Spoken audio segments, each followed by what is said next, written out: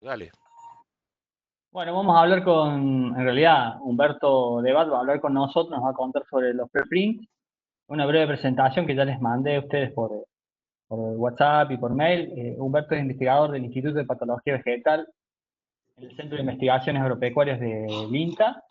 Estudia la interfaz de virus y cultivos desde una perspectiva de biología y sistemas, y es embajador de eLife y de ASAP Bio, donde promueve buenas prácticas de generación y comunicación de ciencia.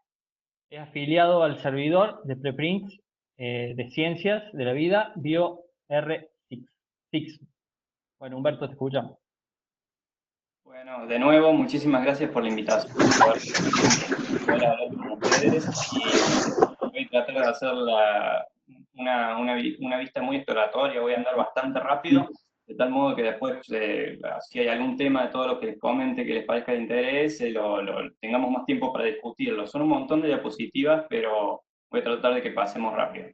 Sé que está difícil estar todos acá encerrados viendo videos todo el día, así que bueno, voy a tratar de no entretenerlos tanto tiempo. De nuevo, muchas gracias por la invitación. Bueno, voy a empezar por tomar una definición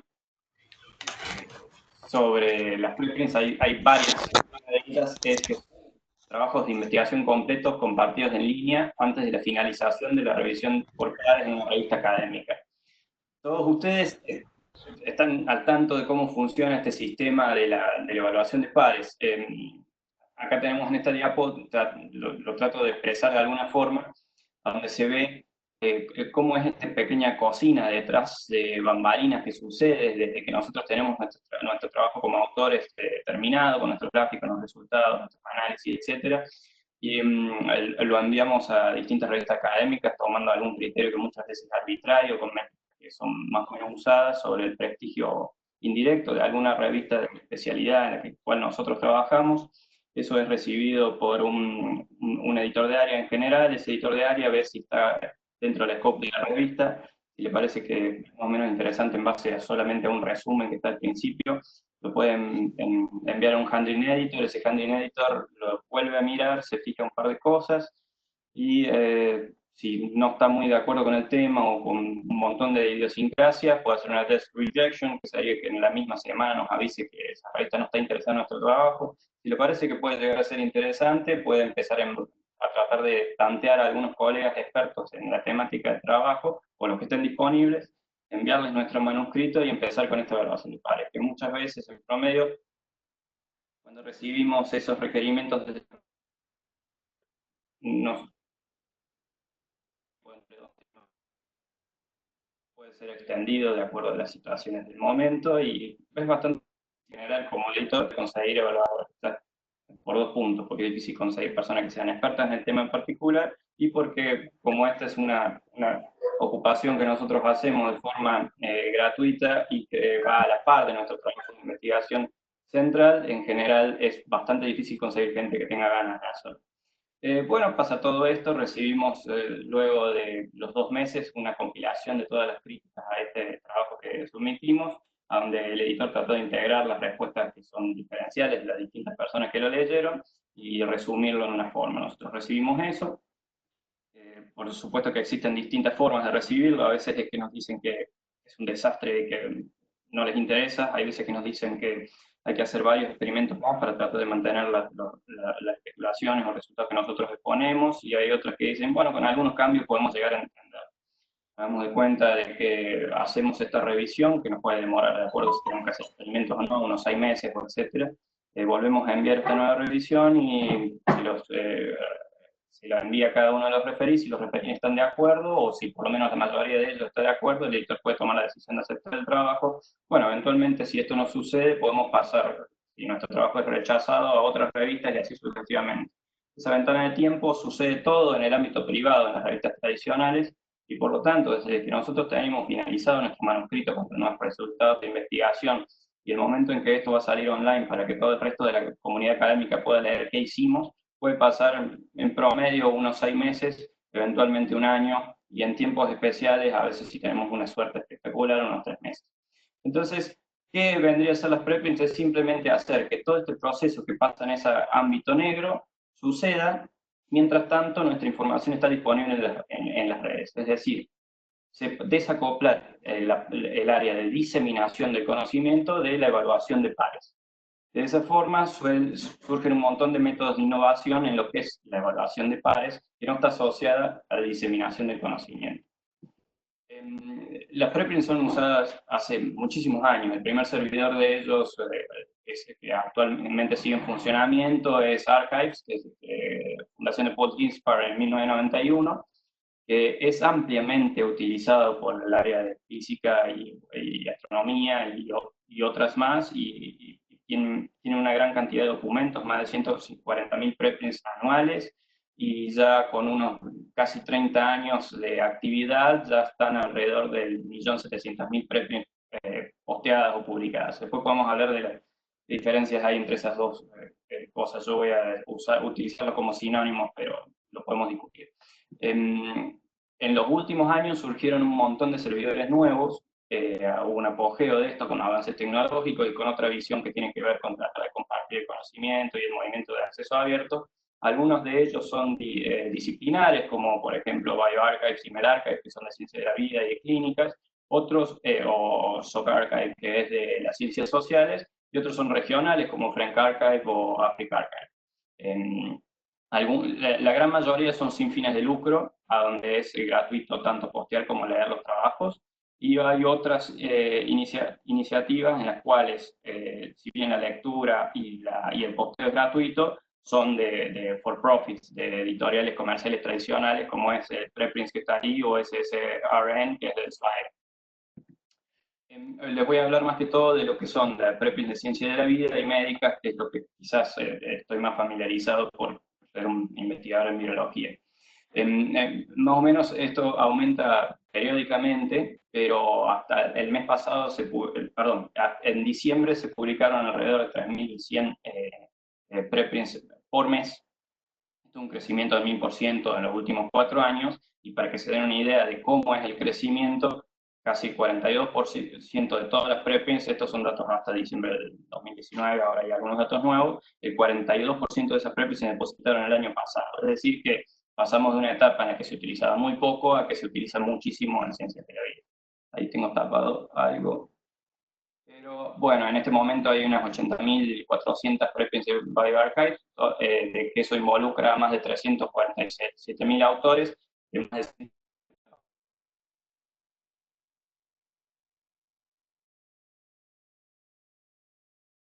downloads,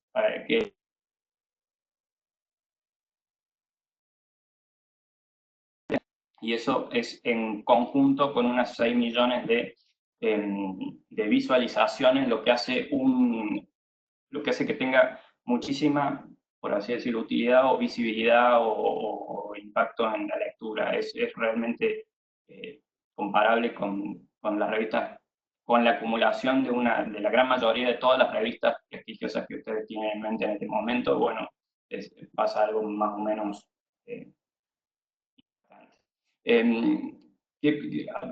hablando de impacto y de la cronología de qué les va pasando a los preprints, bueno, un estudio muy bueno del año pasado determinó que más o menos en los 2 años desde que es posteada una preprint, el 70% termina siendo publicada eventualmente en revistas tradicionales por referato. Como permiten la revisión, ya lo vamos a ver más adelante, hay 30% de las preprints que son versionadas. Ahí ven los de las visualizaciones mensuales, unos 6 millones. Aparte también tiene bastante impacto en las redes, hay más de 30.000 tweets sobre preprints por mes. Estas preprints han sido publicadas en más de 2.000 revistas tradicionales. Está el promedio de días que se estudió más o menos entre que un autor lo postea y que eventualmente está publicado en la revista.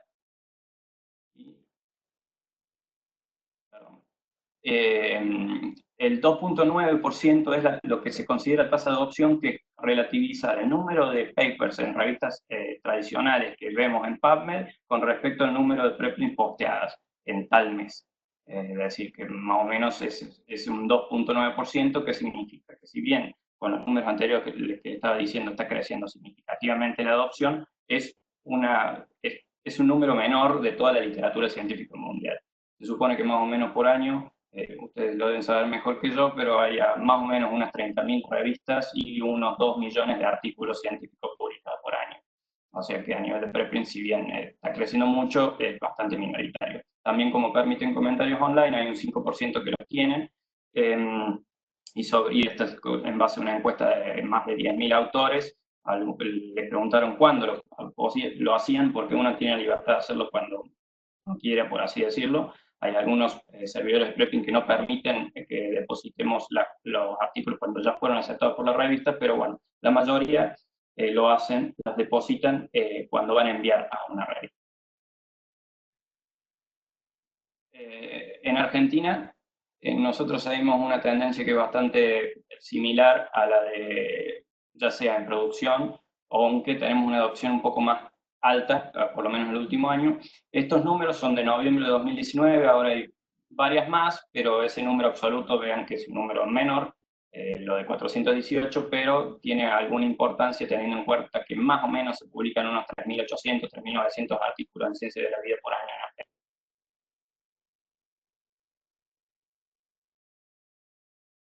Argentina. Todo ese universo de preprints depositados por autores argentinos, 100% en su totalidad autores argentinos, lo que habla que quizás uno de los impulsores de la publicación de preprint tiene que ver con decisiones que se toman con colaboradores internacionales. Creo que eso está cambiando en los últimos tiempos. Y bueno, y hay un movimiento en la tasa de adopción. Y recuerden que les decía que todas estas preprints son libres, de acceso libre para toda la comunidad, ya sea académica o pública en general mundial, y los artículos de los argentinos que se publican en Ciencia de la Vida en revistas tradicionales, solo el 31% es de acceso abierto. Es decir, que también a medida que aumente la adopción de preprints va a ser mayor la adopción de acceso abierto, que es un mandato, como ustedes saben, de nuestra legislación nacional. La anatomía de una preprint es básicamente muy similar a la de un artículo científico que ustedes ven en cualquier otro lado. Algunas características que nos dan aparte son algunos marcadores sintométricos que nos hacen ver, más allá de lo que son las citaciones, algunos otros indicadores que pueden servir para saber qué tanto es leído, por quiénes, cómo está esto con respecto a otros artículos que hayan sido revistas, cómo ha sido utilizado esto en las redes, fue absorbido por algún medio de difusión masivo, fue blogueado, fue leído por Mendeley. Bueno, más se integran todos los datos que son de autoría y son indexados en Google Scholar, PubMed, y marcadores de ORCID, y también tiene información de licencia. Algo muy importante en esto, que cuando nosotros depositamos preprints, nosotros elegimos qué tipo de licencia Creative Commons utilizamos, y por ello mantenemos nuestros derechos sobre lo que posteamos ahí, a diferencia de muchísimas veces de la gran mayoría de las revistas tradicionales donde cedemos nuestros derechos. Si nosotros hacemos esto antes de publicar en esas revistas tradicionales y saber nuestros derechos, como antes pusimos este derecho sobre este depósito de acceso abierto anterior, es decir, que podemos seguir difundiendo nuestro conocimiento y eventualmente con que le firmemos cualquier cosa, eso va a ir después. Seguimos un poquito más, otra de las características que tiene y que es muy importante, o por lo menos para mí, aparte, más allá de ser un registro permanente con un identificador digital único, el famoso DOI, eso hace que puedan ser citadas e indexadas, y asimismo, como están utilizando el servicio pórtico, eso hace que se consolide su permanencia en el registro de la literatura académica de forma permanente. Al mismo tiempo, tiene la posibilidad de versionado. Hay una linda definición que a mí me gusta y he escuchado, es que se les llaman manuscritos vivos, que hace un gran contraste con el artículo científico clásico que hemos visto siempre, a donde las cosas están escritas como quien diría en el mármol, y que quizás no representan tanto la actividad científica, que es perfectible, gradual y se va enriqueciendo día a día. De tal modo que en las preprints nosotros, como actividad humana de la ciencia que es, si detectamos cualquier tipo de actualización de la sentencia, que en podemos, en una nueva versión, la actualizamos, decimos qué pasó, y qué actualizamos y por qué, y todos pueden ver ese registro histórico de esa cronología de la investigación, porque las versiones anteriores estarán depositadas también en el registro y serán accesibles de forma permanente. Hay un pequeño artículo ahí que yo escribí hace varios años, bueno, hace 2 años en la revista de INTA sobre las preprints y donde enumero algunos beneficios que considero personalmente de por qué es beneficioso publicar preprints, como les hablaba del acceso abierto, y lo bastante interesante es que se permite la evaluación comunitaria de nuestros resultados y por supuesto se acelera la difusión del conocimiento. Con algunos amigos y colegas con el que hacemos trabajos, ya sea en eLife o WhatsApp Bio, hemos publicado también en ProBio sobre los beneficios de esta forma de diseminación del conocimiento con un poco de cómo beneficia a los investigadores jóvenes. Quizás uno de los aspectos centrales o percepciones que yo la tasa de adopción de este recurso y si se demora la evaluación de pares, que sigue sucediendo tras bambalinas, a medida que si esta tendencia sigue en aumento, eventualmente las preprints van a reflejar el estado actual del conocimiento. Y las revistas tradicionales, si no se adaptan, y por eso se han adaptado muchísimo, y casi todas las revistas que ustedes están pensando en este momento aceptan que depositemos preprints antes de enviarlas a su revista, van a perder uno de sus atributos quizás más importantes, ya sea para la industria o para el conocimiento en general, que es el repositorio de novedad científica. De pronto la novedad científica va migrando a estos repositorios. Hay muchas críticas sobre la calidad de qué es lo que está depositado en las preprints. Son críticas genuinas, porque es cierto, hay un montón de preprints que son un desastre. Exactamente pasa algo muy similar con los artículos científicos publicados en revistas tradicionales, simplemente que el ámbito del universo es tan gigante y nosotros estamos acostumbrados a leer a tan pocas revistas que asumimos muchas veces que esa ciencia buena que estamos leyendo todos los días es la general, es un aspecto general de la ciencia. A mi criterio, en realidad es una excepción en general.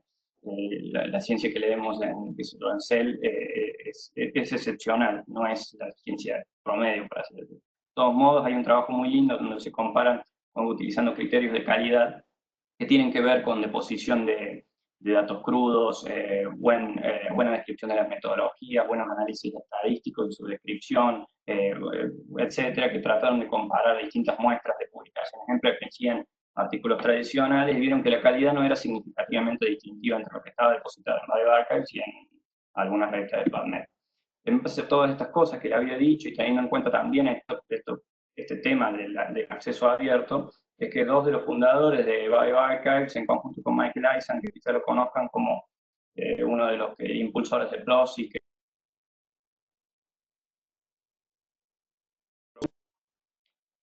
una iniciativa en la cual si los financiadores de investigación, por así decirlo, le dan un mandato a sus financiados de que depositen preprints antes de enviar sus artículos a revistas científicas, de esta forma lograríamos ese gran objetivo que es el acceso abierto universal de toda la producción científica total, sin modificar mucho.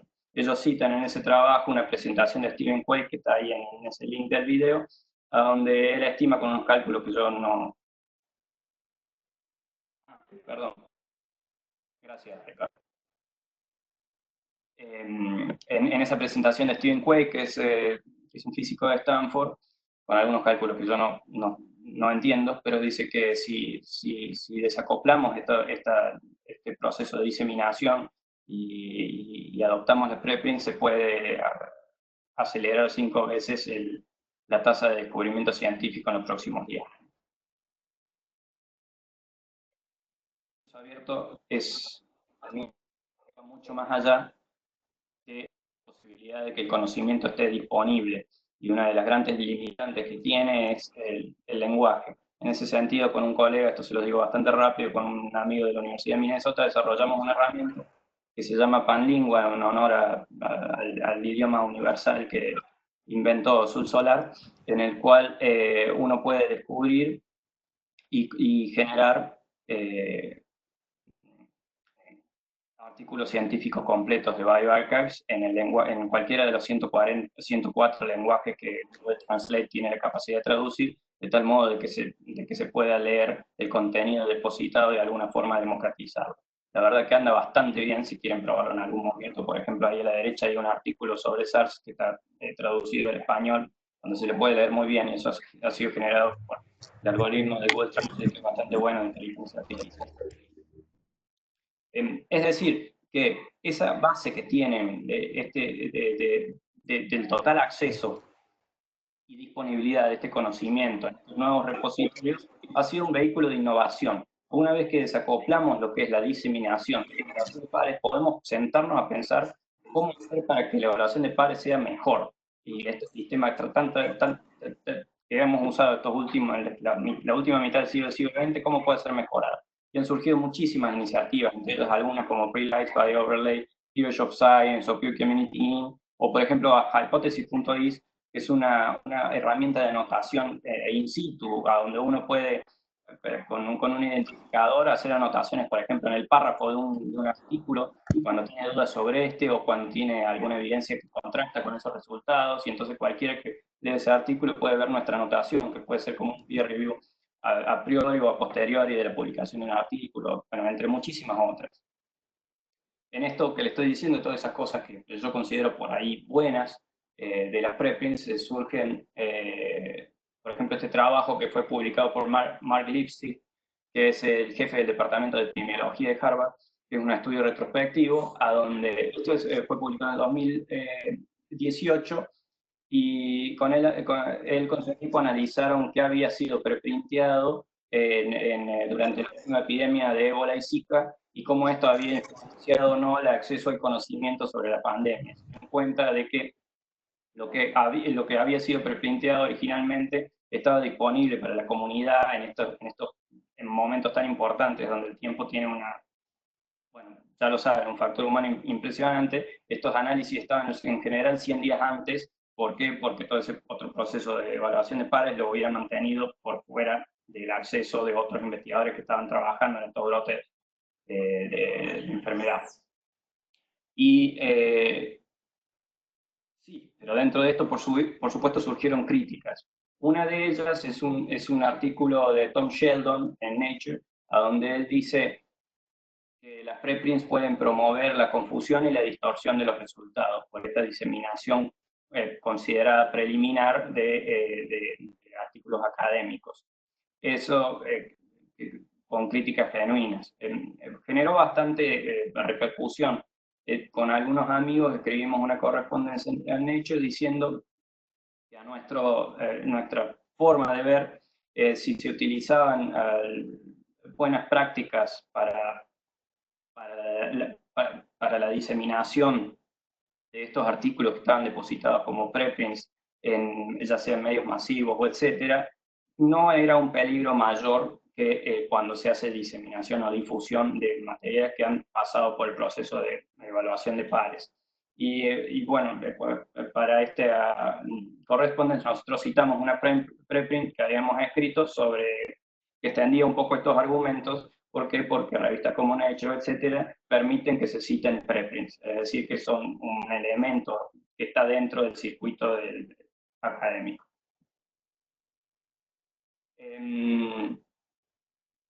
Ahí Nora decía que salen algunos slides cortados. Bajar toda esta presentación para utilizar en cualquier momento. Bueno, esa discusión, por supuesto que en el contexto de esta pandemia ha resurgido de una forma muy fuerte y por supuesto hay razones. Al mismo tiempo, vemos muchísimos artículos que discuten cuál es la forma de difundir o tratar este tipo de trabajos, y al mismo tiempo otras cosas que están avanzando hacia cómo consolidar este tipo de nuevos difusión del conocimiento rápido con nuevas plataformas que permitan hacer lo más rápido posible evaluación comunitaria de estos trabajos por los tiempos que tiene en una pandemia, ¿cierto? Les quiero pasar algunos números sobre cómo se están utilizando estas plataformas en este momento. Por ejemplo, en medRxiv, que inició, que es el repositorio de clínicos, e inició su actividad en junio de 2019, tiene 3.965 preprints totales, pero desde el principio de este año ya publicó 3.122 y el 62% de esas preprints son de SARS-CoV-2 o de COVID-19. Eso significa de que se aceleró muchísimo la utilización de esta plataforma y que está inundada de nuevos trabajos sobre SARS. Con bioRxiv, como no tiene nada de lo que es clínico y médico o epidemiológico, ha sido mucho menor la adopción para trabajo de SARS. Sin embargo, ya hay más de 510 trabajos de esto. Eso en conjunto son unos 2.500 preprints que hay sobre este tema en solo 4 meses. Eso es algo totalmente excepcional y es impresionante, es realmente impresionante. Acá en este pequeño gráfico se puede ver que más allá de bioRxiv y de medRxiv, también hay otro gran número de repositorios de preprints, que es un número acumulativo. Estos son solo de COVID, estaría llegando más o menos a las 5.000 o 6.000 preprints sobre este tema. Y este es una preprint que se publicó hace 3 o 4 días, a donde se hace, bueno, esas mismas curvas epidemiológicas que ustedes están viendo todos los días, pero hace un tipo de curvas de crecimiento sobre cómo aumentará probablemente la literatura científica relacionada a COVID si se sigue las mismas proyecciones de lo que se está generando en este momento, y vieron que tiene una tasa de duplicación de 20 días. Bueno, si en Argentina la tasa de casos está aumentando más o menos en 17,2 días de duplicación, bueno, la literatura científica sobre COVID en este momento tiene una tasa de duplicación de cada 20 días. Eso hace que sea una cantidad de información prácticamente inmanejable.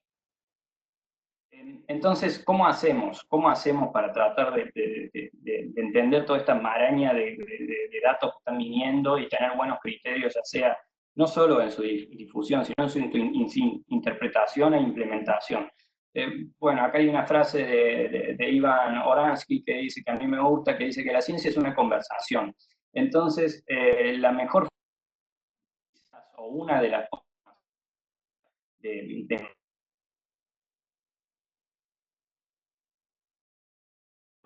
es sino charlar. ¿Y qué significa charlar? Para que podamos charlar de un tema científico, ese tiene que ser accesible. Y entonces eso es lo que nos está permitiendo las preprints, que estemos charlando sobre esto. Por supuesto que puede generar problemas serios, y les voy a mostrar cuáles son. Pero también al mismo tiempo podemos hacer que en vez de las 3 personas que salían a evaluar nuestros trabajos atrás y que ese trabajo salga dentro de 6 meses, tengamos la posibilidad de irlo mejorando, como quien diría, en tiempo real. Acá hay una frase de David Walters que es interesante, que el padre le dice, ustedes se tienen que poner de acuerdo, estudios científicos se tienen que poner de acuerdo, están saliendo todos los días trabajos sobre el virus y los nuevos resultados contradicen los resultados viejos.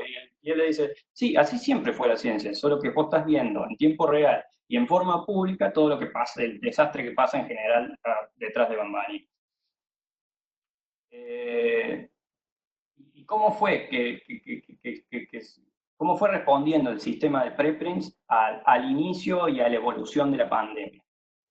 Muchos deben conocer, por supuesto que todos deben conocer ustedes a Helen Branswell, periodista de Stats, que fue una de las primeras que empezó a levantar algunas noticias sobre un brote de neumonía atípica, el 31 de diciembre, y los virólogos, muchos nos enteramos gracias a Ian McCabe, que hizo un pequeño blog el día 3 de enero, donde nos preocupamos bastante. El día 4 la OMS empezó a hacer una investigación, a donde empezó a ver la cantidad de casos y que parecería ser, que tenía olor a SARS. Y es decir, que fue, para la comunidad, por ejemplo, de virología, fue un blog lo primero que nos puso, por lo menos, al tanto de todo esto. Después, ¿qué pasó? Bueno, lo que todos ustedes saben, el día 10 de enero el laboratorio de Yang liberó la secuencia genómica del virus en conjunto con la Universidad de Sydney, con Edward Holmes. Estos fueron liberados en un blog también, y a las 2 semanas más o menos fueron publicados los análisis de esta secuencia genómica como preprints. Ambos artículos después fueron publicados en Nature. El primer acceso que tuvimos a sus análisis fue en bioRxiv. Y ¿Qué significa esto? Acá yo le estoy diciendo que el 10 de enero, se tomaron una muestra el 5, el 10 de enero estaba en la secuencia disponible, a los 2 días había 5 genomas más. ¿Cómo es comparable esto con lo que pasó con el 2002? Bueno, la epidemia de SARS empezó más o menos en noviembre de 2002, y el genoma del SARS que se publicó en Science se publicó a los 7 meses de iniciada la epidemia. O, por ejemplo, si vamos a un tiempo un poquito más actual, la epidemia de la gripe porcina de 2009, se publicaron las primeras secuencias parciales a los 77 días del brote. O para SARS, para determinar la estructura del spike tan importante para el desarrollo de vacunas, se demoró 2 años en hacerlo. Y a los 2 meses ya estaba publicada en una preprint la estructura tridimensional del spike de SARS-CoV-2. En un estudio retrospectivo publicado en PLOS Medicine determinaron que el 93% de los papers sobre SARS de la epidemia del 2002 se habían publicado cuando la epidemia ya había terminado. Es decir, que tuvieron un valor súper importante en la generación de conocimiento, pero no sirvieron para nada en la práctica sanitaria o epidemiológica o de manejo o de política pública durante la epidemia. Lo tan importante es el tiempo durante una pandemia. Esto, yo lo que le estaba diciendo era por días. Disculpen la medida que he utilizado, que quizás genera mucho más impacto, no sé si es la correcta, pero en vez de poner días, me fui a ver el contador, el horrible contador de fallecimientos por COVID, y determiné cuánto había pasado entre que una preprint se había depositado y el artículo científico había sido publicado, ya sea en Nature Medicine, sobre SARS-CoV. Por ejemplo, el primero que ha sido determinante para políticas públicas de la dispersión del virus de forma aérea, que solo fue, no alcanzo a ver la fecha, pero creo que fue menos de un mes más tarde, desde la preprint hasta el artículo en Nature, esos son 166.439 muertos de distancia entre una y otra. Y para eso, y así en un montón de trabajos. Y muchos de esos trabajos han tenido una relevancia muy importante en las decisiones que ha tomado la OMS y que eventualmente ha bajado para que los países generen políticas, ya sea de confinamiento, de aislamiento, desde la discusión de los barbijos hasta el transporte público y montones de estas cosas. Esta fue información que se fue haciendo día a día, y muchas de ellas ya estaba disponible mucho tiempo antes. Y se utilizaron distintos criterios. En algunos casos se tomaron algunas preprints para tomar ese tipo de decisiones, y en otros casos se esperó a las publicaciones después. Bueno, eso es discutible.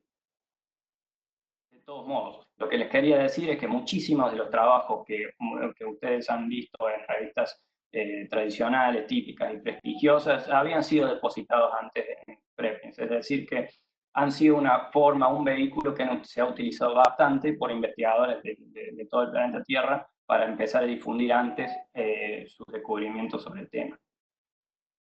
Bueno, hasta ahora todas las buenas. ¿Qué pasó cuando se rompió todo?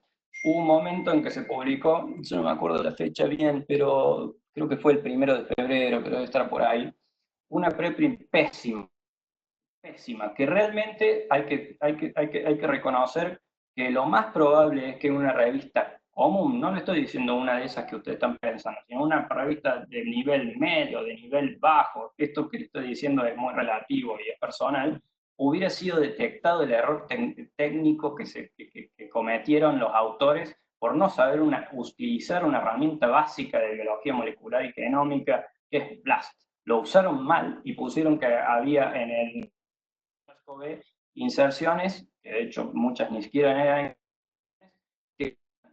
uncanny similares al HIV. Bueno, eso fue un promotor de las más desopilantes teorías conspirativas, y fue un golpe terrible a la diseminación temprana del conocimiento. Creo que Tom Sheldon habrá dicho, ven, esta es la razón por la que hay...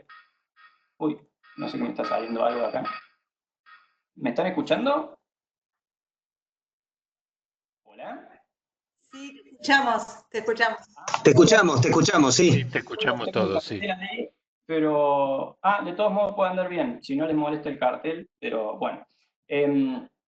Bueno, esto fue discutido, por supuesto, todos los medios, ustedes ya lo habrán visto. El trabajo era pésimo, pero lo que quiero decirles es, ¿se acuerdan todos esos indicadores de impacto más allá de situaciones que les había dicho antes, que tenían que ver con la difusión, con los tweets, con todo eso, que la recopila Altmetrics? Bueno, esa preprint tiene el Altmetrics entre las 10 más altos de toda la literatura científica que ellos han escrutado en los últimos 10 años. Es un horror. De hecho, fue levantada al día. Y ese cartel que ustedes ven ahí amarillo de bioRxiv, que decía que lo que se publica en bioRxiv, que también está en medRxiv, es preliminar y que hay que tener cuidado y todo eso, bueno, ese cartel amarillo está desde ese día. Hubo una discusión muy grande sobre cómo era el screeneado y hasta dónde hay que llegar y cosas lleguen a... Es una discusión muy importante, porque los riesgos son, bueno, como esto. Entonces han surgido, yo esto lo voy a pasar bastante rápido, pero son algunas suertes de guías para ustedes, entre ustedes, sobre cómo tratar a cubrir noticias que involucren preprints en los medios generales. Y bueno, de nuevo se volvió a esta discusión de Tom Sheldon del 18. De nuevo, estamos discutiendo ver cómo hacemos en el contexto donde se está muriendo gente sobre difundir o no ciertos resultados si no sabemos qué tan preliminares son, etc. La falta de disponibilidad de expertos y este tipo de cosas. Y una de las cosas que he visto en estos días es un gran grupo de personas que están teniendo un rechazo total a la difusión temprana.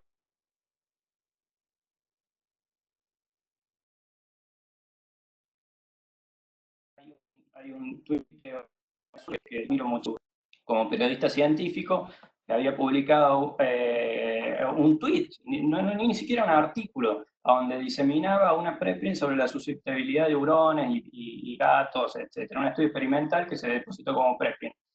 Y la verdad que las respuestas que tuvo en Twitter eran horrorosas. Las pongo ahí porque son cosas públicas. Y lo peor de todo quizá, o lo que más me dolió a mí, es que muchos son colegas, son investigadores. Y una cosa es, bueno, y que se subieron a no sé qué altar y bueno, lo tomaron de alguna forma muy fuerte. Mira, ahí está, no sabía que estaba Federico. Y por supuesto, él en los mismos tweets aclaraba que era una preprint, etcétera, y bueno, le decían que era un irresponsable, etcétera. ¿Qué pasó? Unos 8 días después, que son, en ese caso son casi 48.000 muertos más tarde, ese trabajo se publicó en Science, pero es una fotocopia, o sea, es el mismo trabajo. Y yo ya había escuchado a muchos de estas personas decir que eso no iba a pasar ningún peer review, que era un desastre el trabajo.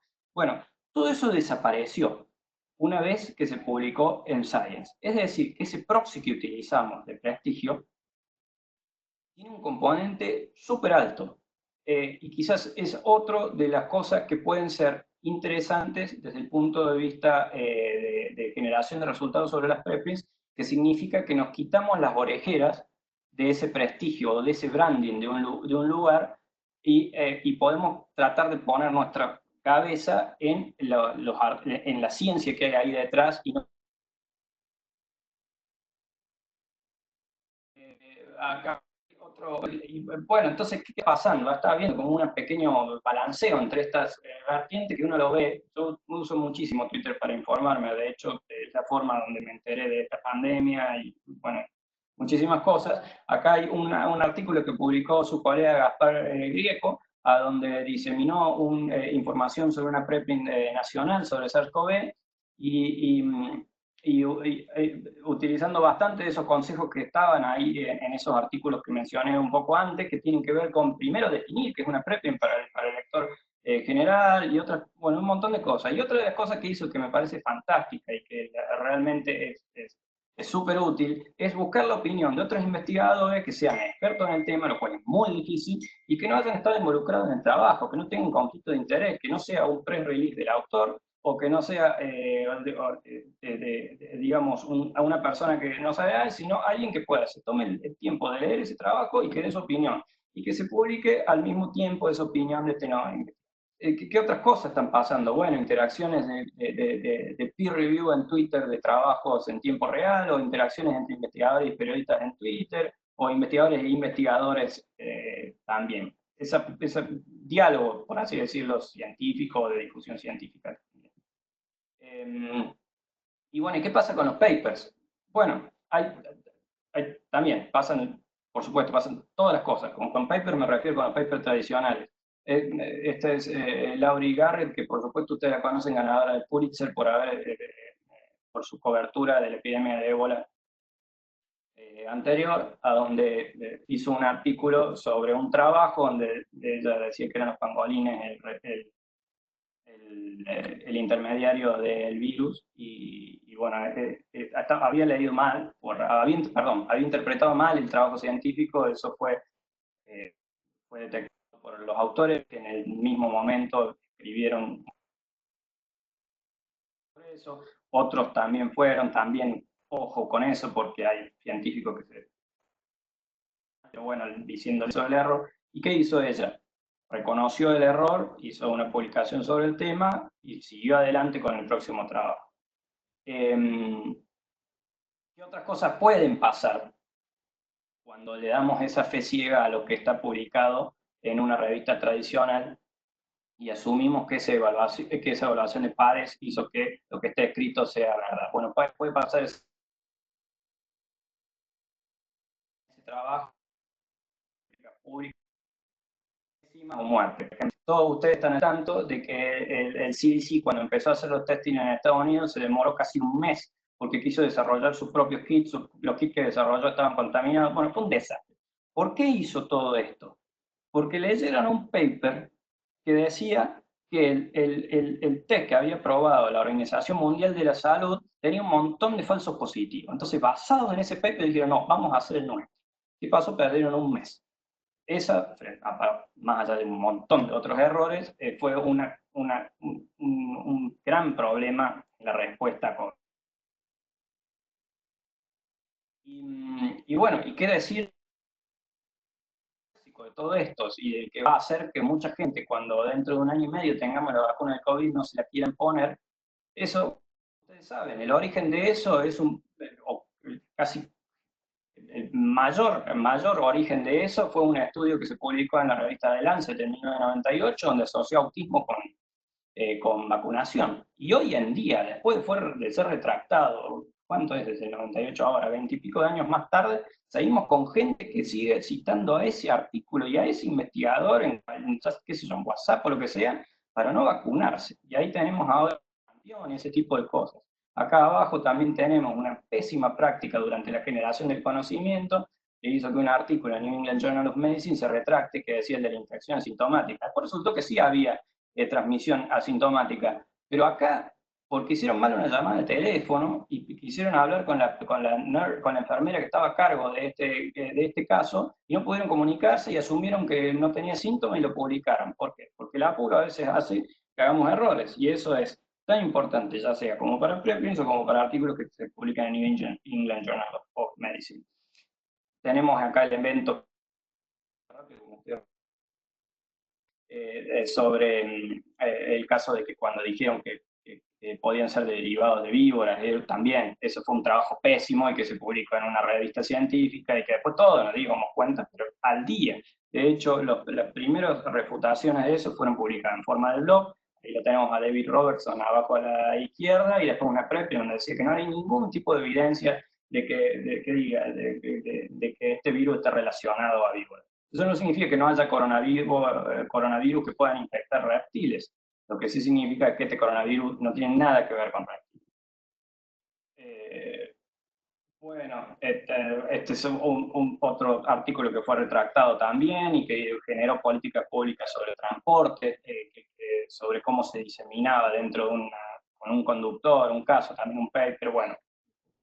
Y también otras cosas que tienen que ver con relevancia, por ejemplo, en guerras económicas o política internacional, o etcétera, que fue una carta que publicaron dos staff médicos de Wuhan, diciendo sobre lo desastroso que eran sus condiciones de trabajo y a los 2 días se determinó que esas personas que escribieron la carta ni siquiera estaban en Wuhan, bueno, no tienen nada que ver, y bueno, ese artículo que se publicó en Lancet fue retractado, pero tenemos por supuesto toda la difusión de eso, que generó un montón de respuestas, inclusive a nivel de la OMS, sobre este virus, etc. Y ni hablar de este señor, que para los que no lo conocían antes del tema de la hidroxicloroquina, era un virólogo realmente reconocido.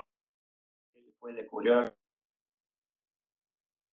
más grandes que existen en la naturaleza, y la verdad que su historia académica era deslumbrante.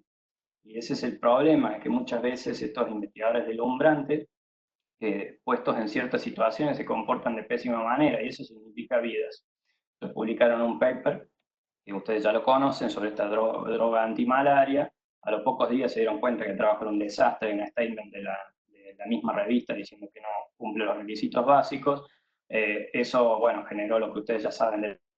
Y algo que es muchísimo más serio todavía, que es esta pequeña cajita a la derecha arriba, donde dice todos los trials farmacológicos que se están estudiando en este momento, y una gran mayoría de ellos son utilizando esta droga por la repercusión que tuvo estos estudios y como usted vos, es decir, que un mal estudio, una mala comunicación, una mala praxis científica, una mala praxis sanitaria, eventualmente hizo que algo sea súper relevante en el discurso público y haya generado que se aprueben un montón de estudios con una droga en vez de tratar de focalizar en otras drogas que puedan tener un poco más de impacto en el tratamiento terapéutico de esta enfermedad. Uno de los primeros trabajos que se publicó experimental bastante bueno, refutando el de Didier Roa, es esa preprint que tiene a la izquierda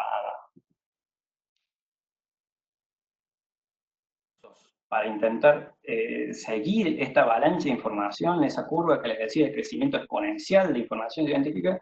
Bueno, también, como es tan difícil estar al tanto de todo esto, hay muchos grupos de científicos que están haciendo una labor fantástica en tratar de integrar el conocimiento que está asociado a todos estos papers.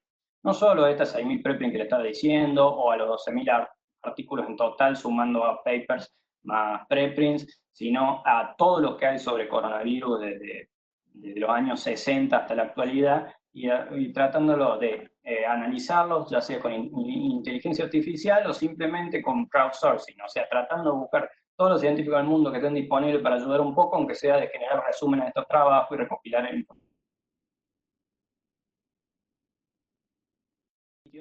algunos están mejores, pero me quiero frenar en uno en particular que está muy bueno, que es del Mount Sinai, que se llama Observable, a donde esas más o menos 2.500 preprints que estaban disponibles sobre SARS-CoV, ellos hicieron juntaron a gente muy buena en este tema y generaron 1.484 resúmenes de todas esas preprints, y ya van por 128 peer review de esos trabajos que son por supuesto públicos y disponibles para todas las personas. Es decir que, bueno, alguna de las formas de tratar de avanzar sobre esta avalancha es ponernos de acuerdo en tratar de todos colaborar un poco en esta discusión, en esta conversación que es la ciencia. Bueno, creo que me faltan un montón de cosas, pero muchísimas gracias y estoy acá para cualquier pregunta. Bueno, te agradezco muchísimo. ¿Me escuchás, Humberto? Sí, te escucho perfecto. Ah, bueno, no, quiero decir primero que te agradezco muchísimo tu participación, todo este trabajo que es la verdad bastante arduo y bastante completo. Quería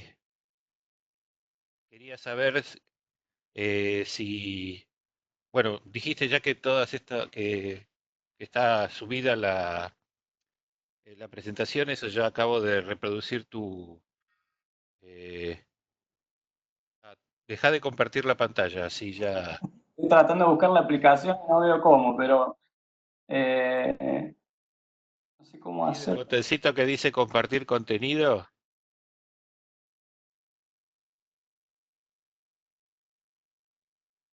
Hay que dejar de compartir contenido.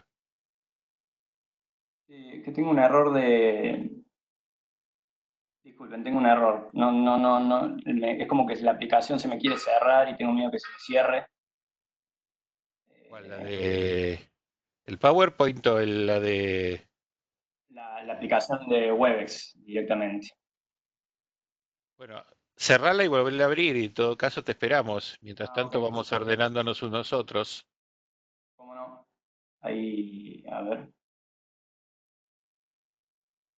¿Qué mensaje de error te da? No se encuentra el punto de entrada por procedimiento. A ver, ahora.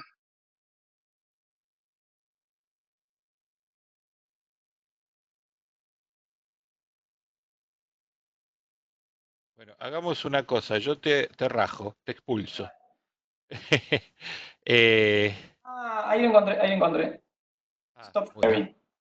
ahí está, perfecto. Disculpen. Ahí está. Ahí estamos todos a la vista ahora. Eh,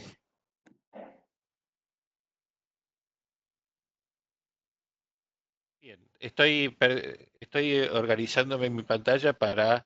tenés varias preguntas. Creo que Soledad había empezado levantando la mano, no sé si está... les propongo que cada uno de los que les doy la palabra, que active el micrófono, haga su pregunta y después lo vuelva a desactivar si estamos todos de acuerdo. Ahí me pidió el teléfono, ahí lo paso por cualquier cosa. Bueno, perfecto. Sí, vamos, Gaby, tenemos justamente la idea es tener por lo menos un ratito más. Son las 11:05, si quieren hasta las 11:30 hacemos preguntas. No sé cuántos se tienen que ir antes de las 12. Algunos ya se fue, Jordana ya se fue. Así que yo voy en todo caso a armar una lista de preguntas para más o menos mantener ordenado el tema. Soledad, entonces vos habías levantado la mano. Sí, no sé si me escuchan. Sí, ahora te estamos escuchando. Hola, ¿qué tal? Buen día a todos. Gracias, Humberto, por tu charla. Mi nombre es Soledad Yarle, estoy en Rosario. Te quería consultar lo siguiente. Yo soy editora de una publicación que es para profesionales de la salud y en el último tiempo citamos varias comunicaciones de Lancet. Yo tengo algunas dudas con ese tipo de artículos. Vos recién hablaste de que un proceso que en promedio tiene 6 meses, generaron en el corto plazo publicaciones en revistas como Nature al mes o en Science a los 7 días. Eso yo te quiero consultar dos cosas. Primero, si es que no han tenido ningún tipo de modificación porque eran excelentes artículos, si se ha bajado el estándar por algún motivo y si solo depende de optimizar el proceso. Y a partir de eso, ¿cuál es la distinción con las comunicaciones que salen en revistas como Nature o como el New England Journal of Medicine? ¿Y qué confianza podemos tener en eso? Es una excelente pregunta. De hecho, todos estamos ahí mirando las fechas que hubieran sido inimaginables. Inimaginables un Nature que tenga la fecha de recepción el 10 y que esté disponible online como del manuscrito y que esté disponible online el 17. Eso no había pasado nunca. Es decir, que hay una relajación del proceso de evaluación de pares por parte de las revistas. No hay ninguna duda. De hecho, entre todos, viéndolo como investigador y viéndolo, hay como, por así decirlo, un consenso tácito de que hoy en día no te piden experimentos porque saben que no podés hacer experimentos. O sea, ¿a qué me refiero? Yo no estoy hablando solo de SARS-CoV-2, sino de la literatura científica total. Imagínate, yo soy un trabajador del INTA y estoy trabajando con epidemiología de un cultivo. No me van a pedir un ensayo porque saben que estoy encerrado en mi departamento. ¿Qué significa eso? Que sí, hay una relajación del contrato de evaluación tradicional y eso no está siendo reflejado. Están saliendo los artículos y la gente lo está tomando de la misma forma que tomaba un Nature del año pasado, lo está tomando ahora. Otra cosa que quiero decir. Les enumeré en la presentación un montón de artículos que primero se depositaron como preprints y luego fueron publicados en revistas de esas que vemos todos los días. Bueno, buscar las diferencias entre la preprint original y el artículo que fue publicado online es casi busque las 7 diferencias. O sea, es impresionante lo relajado que ha sido la evaluación de pares, de que ustedes lo pueden verificar, abrir los dos artículos y ver que es el mismo artículo. Y eso no existía. ¿Cómo en Nature se va a publicar algo exactamente igual que un manuscrito una semana antes? Por supuesto que hay trabajo que es excepcional y que puede ser mal corregido, pero inclusive he visto que se han mantenido hasta los errores que estaban en la preprint. Eso significa que ha habido correcciones de las mínimas posibles. Bueno, freno sobre esa pregunta. Sí, bueno. Acá hay una pregunta de Nora que dice, ¿los hallazgos patentables también se depositan en esos repositorios? Sí, de que los hay. Muchísimas veces vemos luego de los acknowledgements un conflict of interest statement, a donde se pone que hubo una solicitud de patente, de lo que sea. ¿Por qué? Porque la deposición de preprints, por lo menos para la legislación de Estados Unidos, es public disclosure, que es básicamente lo mismo que cuando damos una charla, ojo, en un congreso de 100 personas, también es public disclosure, y si uno no hizo la solicitud antes, eso puede ser limitar la posibilidad de patentamiento. Los que están haciendo las cosas bien o porque saben muy bien cómo es, primero van a su oficina de vinculación y después depositan a PREP. Muchos otros, quizás no sé, quiero decir, la comunidad científica tratando de contrarrestar los efectos de esta enfermedad, están depositando inmediatamente y después ver si se puede dar una discusión legal sobre la eventualidad de... Había otra pregunta antes que yo me pasé de Gaby Ensing. Dice, ya más o menos un poco lo contaste, pero a lo mejor hay un complemento. ¿Cómo podemos evaluar la calidad de un preprint para citarlo en una nota? Es una muy buena pregunta. Justo hubo una thread de Twitter donde una periodista colega suya hacía esa misma pregunta, y entre los consejos que había un consejo de Ed Yong, que ustedes lo deben conocer muy bien, el periodista científico estrella de Atlantic, y él, una de las cosas que decía es, comuníquense con la mayor cantidad de expertos posibles sobre el tema en particular que trata esa preprint antes de hacerlo. Otro de los consejos que era muy interesante era, no hagan una crónica solo en base a una publicación individual única. Traten de ver una historia detrás y las cosas básicas como ver el historial de las personas que publicaron esa preprint. Yo sé que eso puede ser una falacia de autoridad, pero fíjense si son un laboratorio de virología que trabajó en coronavirus, o si son gente que estaba trabajando con oposición de ñandúes y publicaron esta preprint ayer. Se nota mucho cuando hay improvisación y gente que se está subiendo a una temática nueva sin tener antecedentes del tema. ¿Cuál es la limitante de esta? La baja cantidad de expertos en coronavirus en el mundo. Es impresionante. Y ni hablar en nuestro país. Yo, en el círculo de virología que me manejo, creo que hay menos de 10 personas, 10 investigadores en este país que tienen algún antecedente en publicaciones en coronavirus. En Córdoba, Alicia Camara, que hizo alguna detección de OC43 hace unos 2-3 años, de muestras médicas con síndrome respiratorio. Después tenemos Viviana Barrera y Ariel Pereda de INTA Castelar, que trabajaron, y Andrés Widogorovic, que trabajaron con coronavirus de aves y bovinos y desarrollo de vacunas, pero de coronavirus per se hay muy poco. Entonces eso hace que sea muy difícil conseguir estas opiniones de expertos. ¿Qué les puedo decir?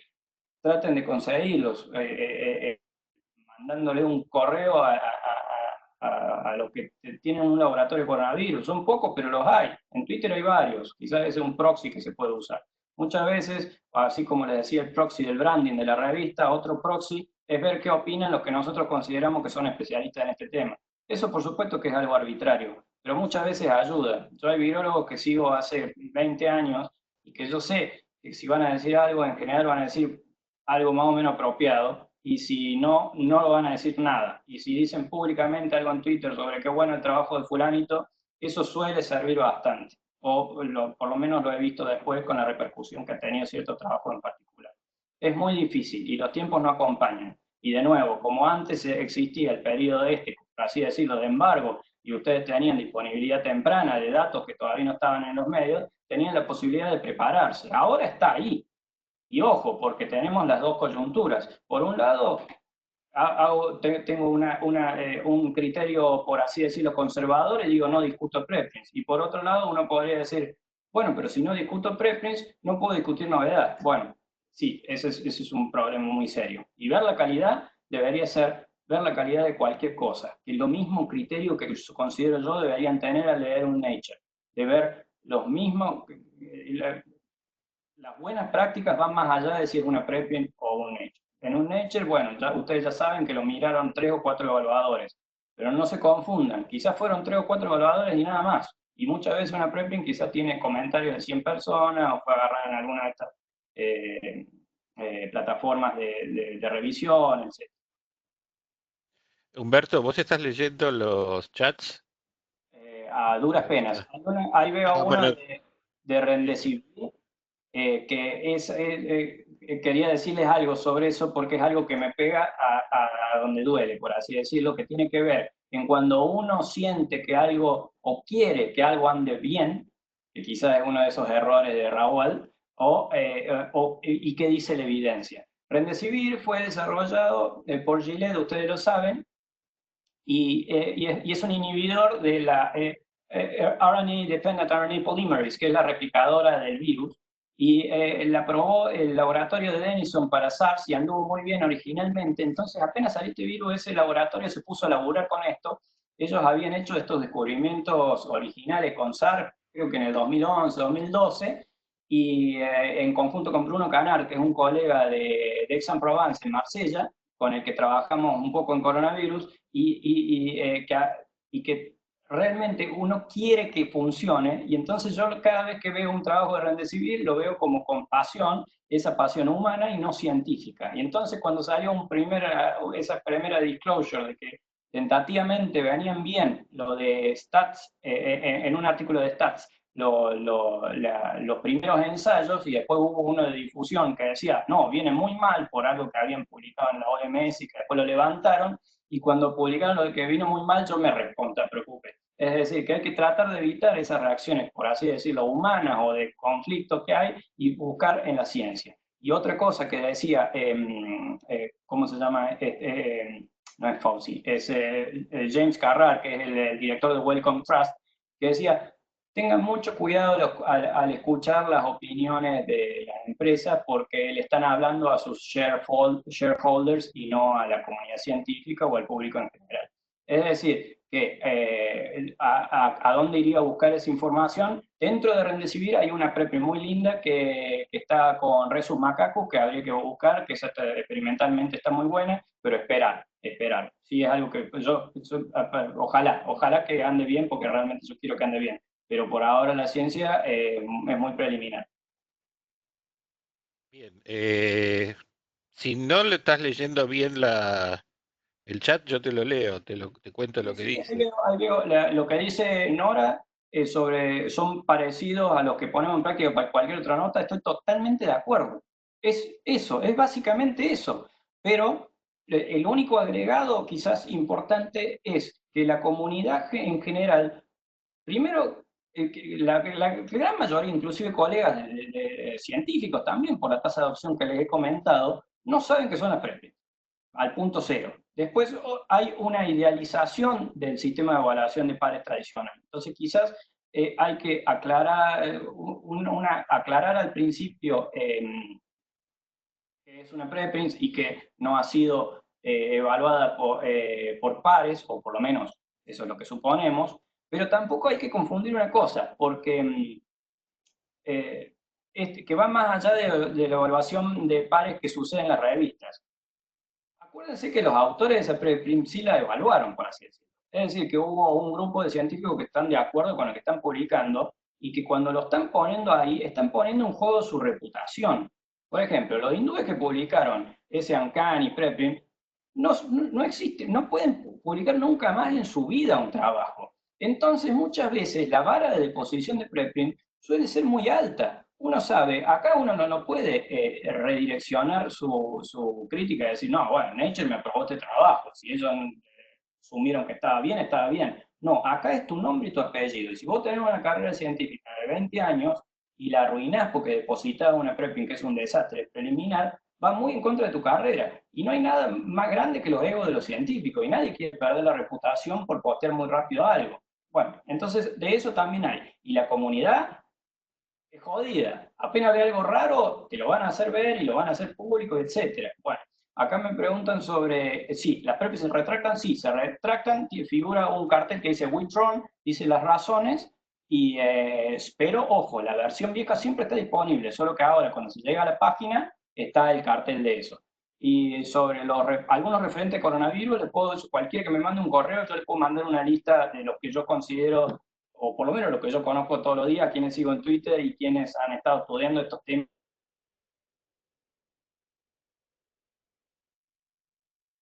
Yo quisiera hacerte una pregunta un tanto contrafáctica, quizás, ¿no?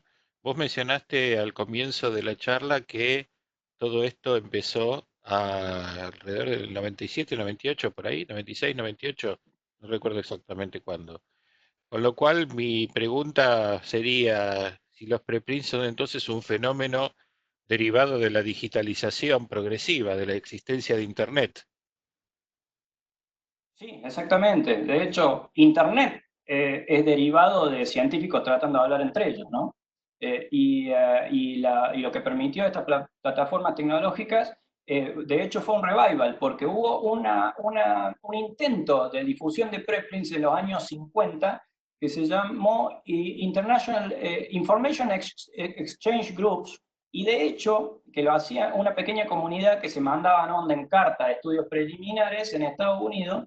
Y de hecho surgió la misma discusión que tuvimos hace 2 o 3 años sobre lo bien o lo mal que estaba hacer esto. Y si vos buscás en Nature, hay algunas de esas cartas o correspondencias de años, no sé, 1960 o por ahí, donde uno se quejan de que están diseminando información que puede ser no fehaciente, etc. La misma discusión que estamos teniendo ahora. Pero por supuesto que con el avance tecnológico sí, se acentuó muchísimo la utilización de preprints, pero hay que separarlo. Es impresionante cómo fue tan fácilmente absorbido por la comunidad de las ciencias de la física y la astronomía, y lo difícil que fue llevarlo a la ciencia de la vida. Hay algunos argumentos que dicen, yo no estoy tan seguro que si ese es el correcto o no, pero es lo que he escuchado, de que tiene que ver que en la ciencia de la vida y en las médicas hay muchísima plata. Entonces ahí sí importa muchísimo más quién publica algo, quién tiene prioridad sobre tal, etcétera, y entonces por eso hubo mucha más, como quien diría, reticencia a la asimilación. Y también, por supuesto que estaban muy cómodas todas las revistas y editoriales que mantienen el 70% de las publicaciones científicas generadas por la humanidad detrás de muros de pago, estaban muy contentas con que las preprints no funcionen como otro método de difusión del conocimiento. Claro, yo te preguntaba porque en una época existía, no sé si todavía siguen existiendo, unos libritos, eran unas revistas libros que se llamaban Current Affairs, Current Updates, Current Opinions, que a mí me parece que eran algo así como los comentarios que hoy en día se hacen debajo de los artículos publicados en los blogs, o como críticas o retractaciones, por eso te preguntaba.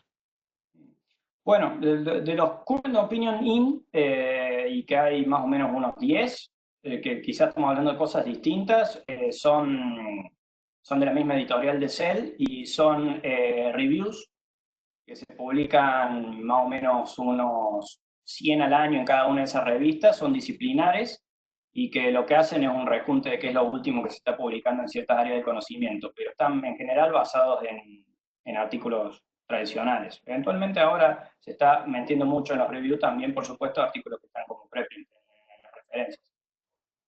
Ahí tenés en el chat un par de preguntas más. En ciencia, como la física y la matemática, casi que desplazaron la publicación tradicional, ¿no?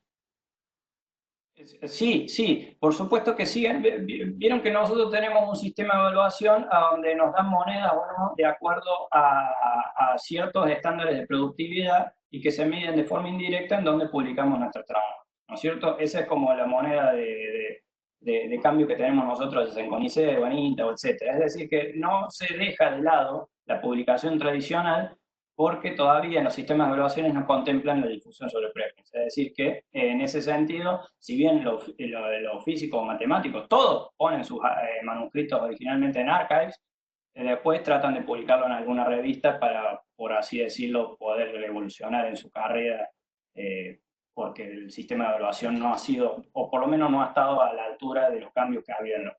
Y sobre la pregunta de Federico, hay algo que he estado viendo, más allá de la coyuntura en la discusión sobre preprints sí o preprints no, Sí, el tema de acceso abierto, a donde hemos visto que grupos editoriales muy grandes, de esos 5 que manejan el 60% de la producción científica mundial, que de pronto están liberando todos sus papers sobre COVID-19. Y muchos, ¿cómo lo leen a eso? Que implícitamente están reconociendo que ellos son una barrera al acceso al conocimiento científico global, y que al decir ahora les vamos a liberar estas cositas que están por acá, significa que antes su rol era el de ser una barrera a ese conocimiento y de lucrar con ese conocimiento.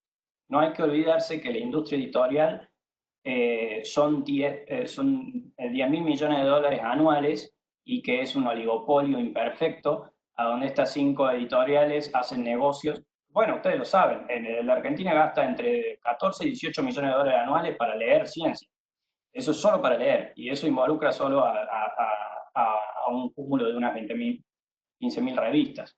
Entonces, sí veo que este tema de que de pronto digamos, es súper importante tener acceso a la ciencia. Las preprints están siendo un camino y los artículos científicos también. Bueno, quizás esto sea una razón muy fuerte después para decir, en realidad todo el conocimiento científico es importante y tiene que ser accesible. Otra cosa que a mí me quedó pendiente, sobre todo pensando en mis alumnos de la universidad, es si podés aclarar un poco más el tema de las traducciones de los preprints, o dar en todo caso después por mail un link o algún Bueno, vínculo. sí, en la presentación está el link del sitio de Panlingua, y básicamente, ¿en qué pensamos cuando desarrollamos esa plataforma? En que hay un montón de personas que no manejan bien el inglés, pero quieren estar al tanto de qué se publicó en cierto tema o área de conocimiento de ciencias de la vida, y que les es mucho más fácil leerlo en su idioma nativo y no en el idioma que fue publicado. Entonces, en ese sitio uno puede buscar en su propio idioma, es decir, ni siquiera tiene que saber cómo se escriben esas palabras en inglés o etcétera, y tiene los resultados que ya son directamente direccionados por ejemplo, al español, y entonces después uno puede hacer clic en alguno de esos trabajos que considere interesante y se le abre el texto completo de ese trabajo, que es renderizado en el idioma que usted elige en tiempo real y en el mismo formato que el paper. Entonces uno lo puede leer de corrido, y la verdad que yo he estado sorprendido. En el 2016 hubo un update muy fuerte en el algoritmo de traducción que incorporó Google Translate, y del 2016 en adelante, por lo menos lo que es inglés-español, anda espectacular. O sea, ¿qué me refiero que eso? Que es legible. Hay una gran diferencia en lo que es la literatura no científica y científica. En la literatura no científica importa, qué sé yo, la rítmica, la literación, bueno, un montón de recursos literarios importantes.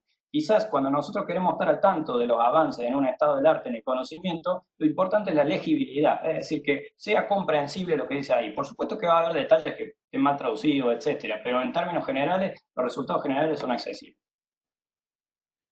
¿Alguien tiene alguna otra pregunta más? ¿Alguien quiere hacer algún comentario? ¿Alguien tiene algún aporte? Que lo propones así, estaba escribiendo, pero la pregunta mía es un poco tonta, pero me parece abrir un poquito. Los comentarios que se hacen en torno a los preprints son tenidos en cuenta por los revisores de las revistas en el proceso de peer review. Sí, es buenísima la pregunta. Y hay revistas que sí o que no. ¿Y qué significa esto?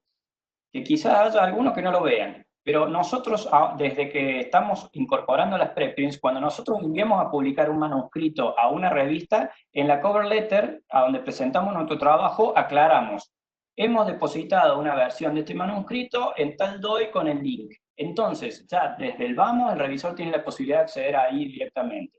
Lo que sí hemos visto cuando hicimos estudios sobre las preprints es que los comentarios públicos no son altos. Sí hay un montón de comentarios privados. Yo como autor he recibido muchísimas veces mails de colegas haciéndome algún comentario, ya sea o diciéndome o sugerencias o críticas o lo que sea, y que yo las he incorporado dentro de esto. Existen también otras plataformas que esto ya lo tienen bastante aceitado y que permiten la posibilidad de generar comentarios anónimos, lo cual también, porque uno en las cosas públicas a veces, bueno, tiene sus cosas, que es por ejemplo PubPeer, que puede como comunicarse. Entonces PubPeer viene alguien y dice, este trabajo tiene todas estas falencias.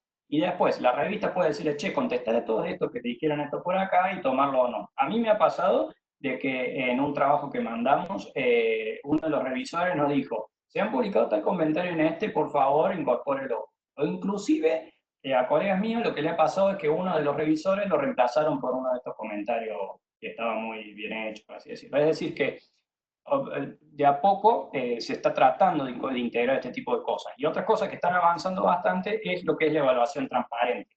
Y hay muchas revistas que ahora están publicando también la evaluación de pares, que es una información esencial, porque ahí están escondidas las limitaciones del trabajo que siempre los autores tratan de esconderlas. Y si uno ve qué sé yo, en Embo, ILA, POJ, F1000 y bueno, y algunas revistas más que publican estos peer review, uno va ahí, quizás a veces es más importante leer primero ahí para tener una idea más o menos general sobre el trabajo y ver esas observaciones que hicieron potencialmente expertos en ese tema. Y más cuando como siempre nos pasa, tocamos de oído, porque así es la literatura científica, tocamos de oído, sabemos así de una mínima cosita. Cada vez que tratamos de leer algo que está 2 centímetros para la derecha, entendemos muy poco. Bueno, gente, son las 11:30, me parece que ya es un buen momento para dar un cierre. Si alguien tiene alguna otra pregunta o comentario, hable ahora o calle hasta el próximo webinar. Humberto, si quieres dar un cierre. Bueno, una pequeña cosita, que es lo que les decía, porque que volviendo a la pregunta de Federico sobre lo de la transformación de las publicaciones científicas tradicionales post-pandemia, es algo que lo dije en la presentación, pero para mí es súper importante. Esa tensión que hay entre lo que es la publicación científica tradicional y el concepto de novedad. En el momento en que se empieza a perder la novedad en Nature puede dejar de tener ese branding o prestigio que tienen en la actualidad. ¿Y cómo están tratando de hacer? Están tratando de integrarse a estos cambios. ¿Cómo lo van a hacer? Lo iremos viendo. Quizás empiecen a tener un sistema de evaluación que sea que no sea la foto que sacamos hoy en día, que es decir, el peer review se hizo desde ayer hasta hoy y en este momento está bien, sino que sea algo continuo y que eventualmente tengamos la posibilidad de seguir haciendo peer review y que estos manuscritos sean vivientes como las preprints, etc. Que hay una transformación en curso, la hay. Y una de las grandes causas es esa, que las editoriales de literatura científica tradicional están viendo de que la gente está empezando a leer en otro lado, que es lo nuevo.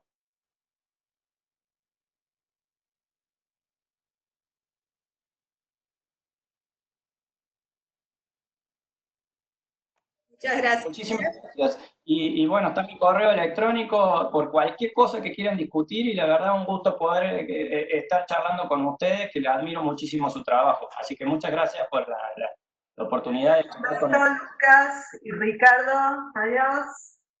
Muchísimas gracias. Chao, chao. Chao.